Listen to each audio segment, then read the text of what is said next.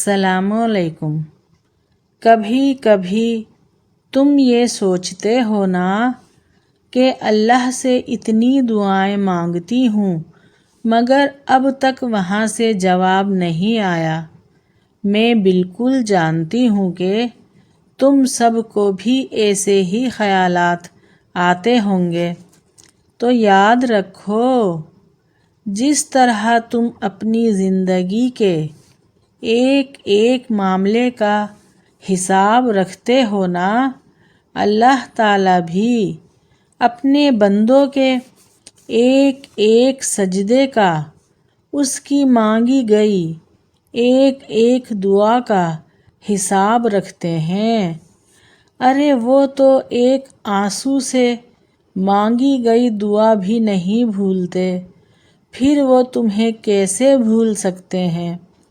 کبھی کبھی ہمارا صبر، ہمارا انتظار ہمیں بہت سے وسوسوں میں ڈال دیتا ہے۔ ہمیں لگتا ہے کہ ہمارے ارد گرد رہنے والے لوگوں کو ان کے حصے کی خوشیاں مل رہی ہیں اور ہم بے بس تماشائی بن کر صرف تماشا دیکھ رہے ہیں۔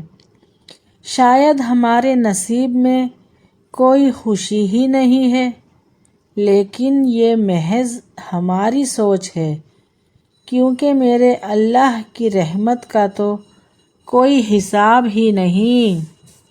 اللہ بہتر جانتا ہے ہمیں کون سی خوشی کب دینی ہے اور کتنے صبر کے بعد دینی ہے۔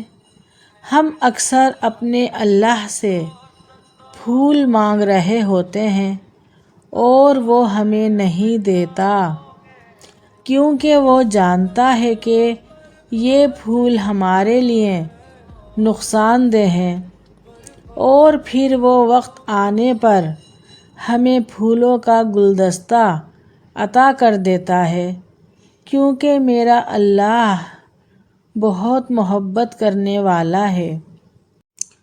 اور اپنے رب سے چپکے چپکے باتیں کرنا، اپنی من پسند چیزوں کو مانگنا اور پھر اپنی مانگی گئی چیزوں کے ملنے کا انتظار کرنا، اپنی دعاؤں کی قبولیت کا یقین اور اپنے رب پر بھروسہ ایک ایسا احساس ہے جس کا کوئی نعم البدل نہیں۔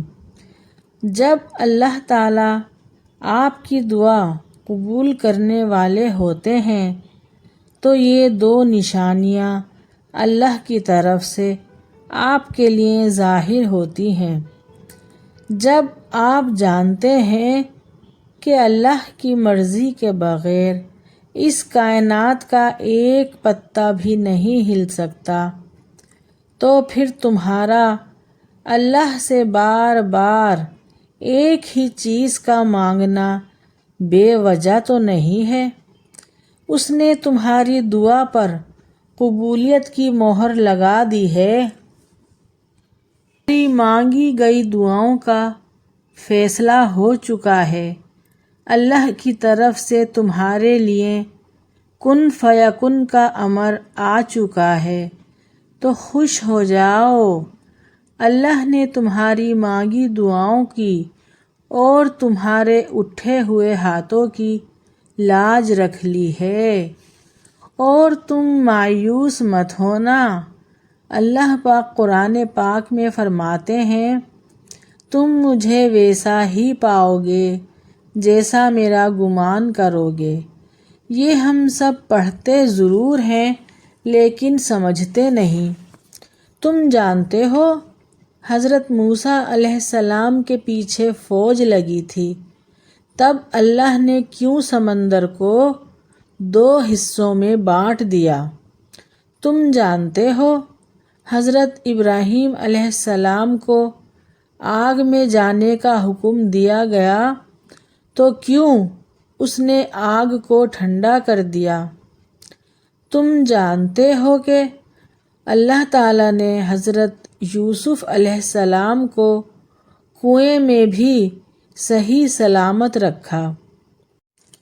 کیا تم جانتے ہو کہ کیوں اس نے حضرت ہاجرہ کو صحرا میں بھی زمزم دیا؟ کیا تم جانتے ہو کہ کیوں اس نے حضرت یونس علیہ السلام کو مچھلی کے پیٹ میں بھی زندہ رکھا؟ کیوں حضرت زکریا علیہ السلام کو عمر کے آخری حصے میں اولاد سے نوازا؟ ان سب چیزوں میں ایک چیز مشابہ تھی، اور وہ تھا یقین اور بھروسہ۔ ان میں سے کسی نے ہمت نہیں ہاری، انہوں نے اللہ کی ذات پر یقین رکھا کہ اللہ خود راستے نکالے گا، اور دیکھو کہ اللہ نے راستے نکالے۔ وہ سب اللہ پر یقین کر کر آگے بڑھتے رہے، اور اس رب نے بھی انہیں مایوس نہیں کیا۔ اور اللہ پر یقین اور بھروسہ تو یہ ہے کہ آپ کے سامنے راستے نہ ہوں، اور پھر بھی تم کہو کہ اللہ ہے، وہ راستے بنا دے گا۔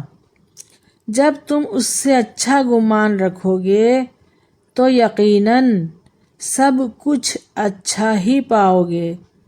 پھر دیکھنا وہاں سے آپ کے لیے راہیں نکلیں گی جہاں تمہارا وہم و گمان بھی نہیں جا سکتا۔ اگر میری یہ ویڈیو آپ سب کو پسند آئی ہے تو پلیز لائک، شیئر، سبسکرائب ضرور کیجیے گا۔ میری نیکسٹ ویڈیو تک کے لیے اللہ حافظ۔